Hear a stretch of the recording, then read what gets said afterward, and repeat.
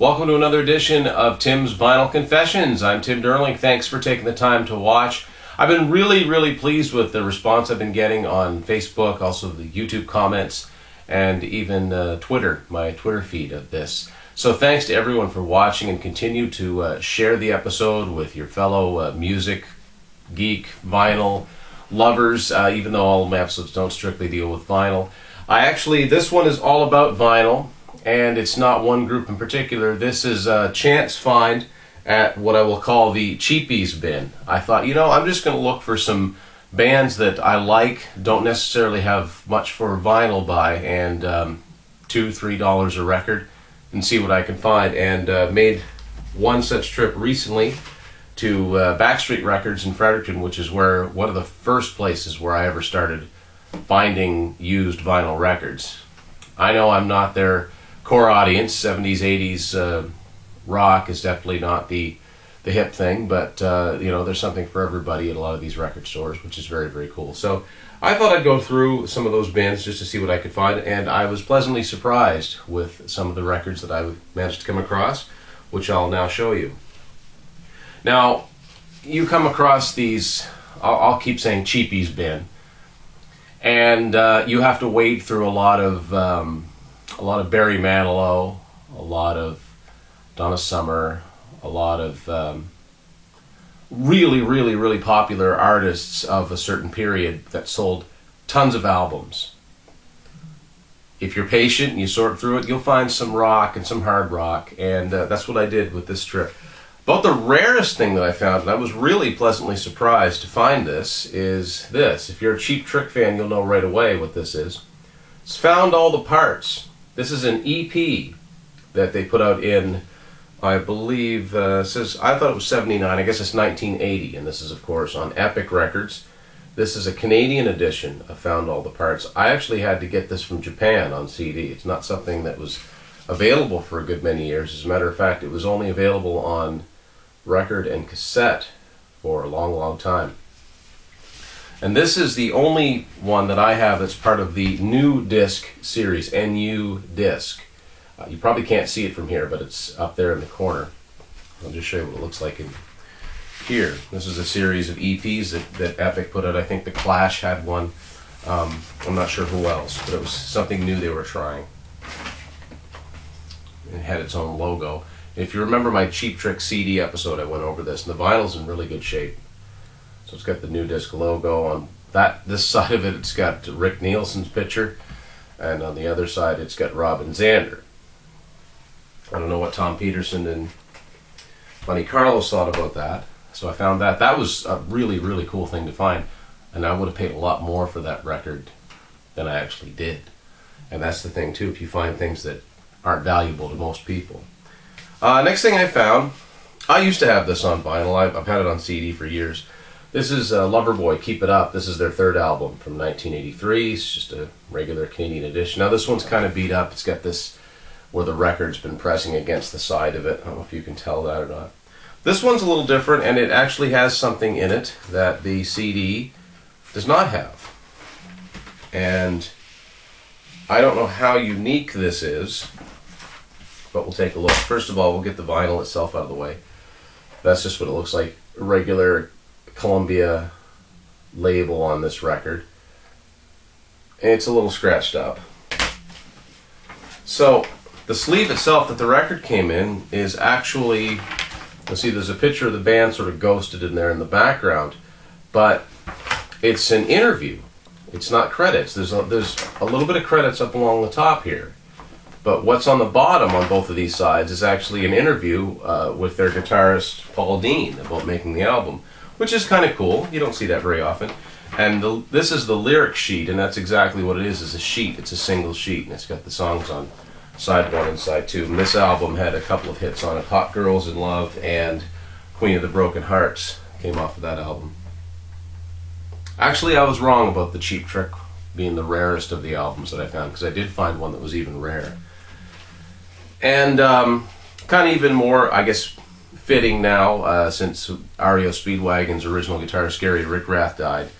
This is an old REO record, Lost in a Dream. This is from 1974, and this was truly their This is sort of the lost period between the second album and the 1976 album, where Kevin Cronin had left and they had different singers.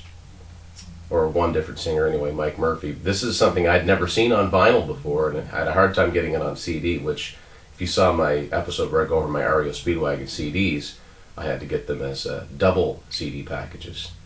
So this is a Canadian version of Lost in a Dream, which is actually in really good shape. Was surprised to see this. And this is kind of happens with some older records. The glue has come off of the record cover. It's not a huge thing. Plain white sleeve on this. I don't know if that's how it originally came. But judging from the look of the vinyl, it probably is. The vinyl's in really good shape. And this is what the album looks like itself. It's the orange Epic logo, so this is vintage.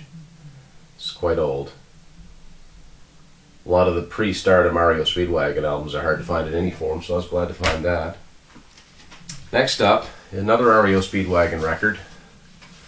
This is Good Trouble. This is from 1982. This was the follow-up album to High Infidelity, and it's one of those it's one of those albums that follows a blockbuster album that's generally considered to be a disappointment, even though it probably still sold a couple million albums.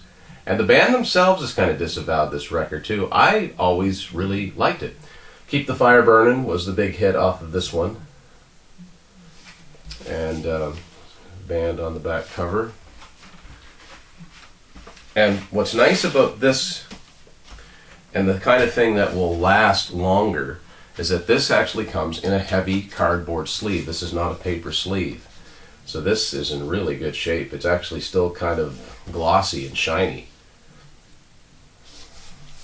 Look at the vinyl itself.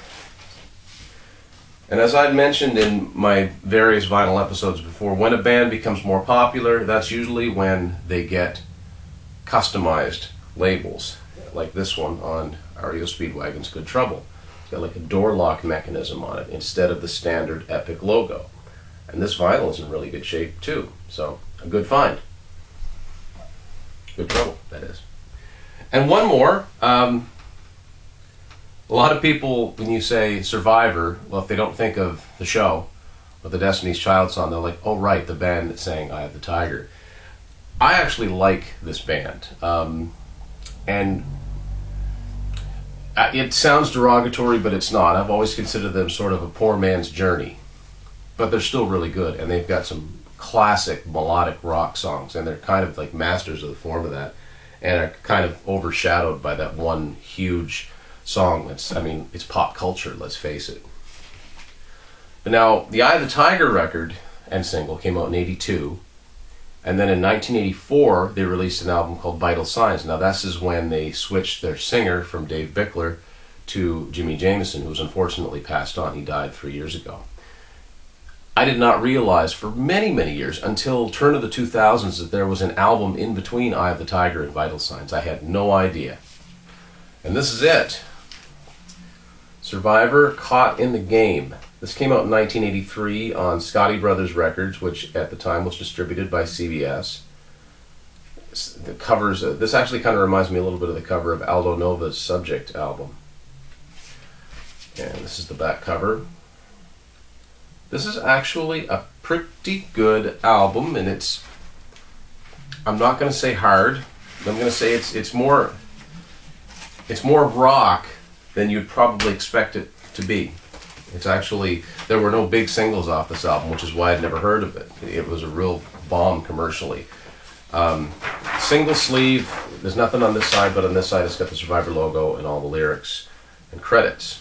There's two really good songs on this. The title song, Caught in the Game, which was the only song to chart, and another song called Slander, which is a really cool song, I think. Again, vinyl in really good shape. This has the Scotti Brothers logo on it. So for a very, very little amount of money, I increased my vinyl collection, and I'll continue to sort of check out the Cheapies bin. Back in the day, back in the 80s, when I first started getting into seriously buying music, finding the bins full of cassettes were just like going on safari. It was, what are we going to find this time? And a lot of times I would find some gems.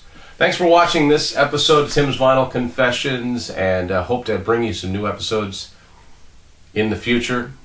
Remember, still looking for 100 likes to the Facebook page. When that happens, 5 of you people out there are going to get yourselves one of these shirts. So thanks for watching.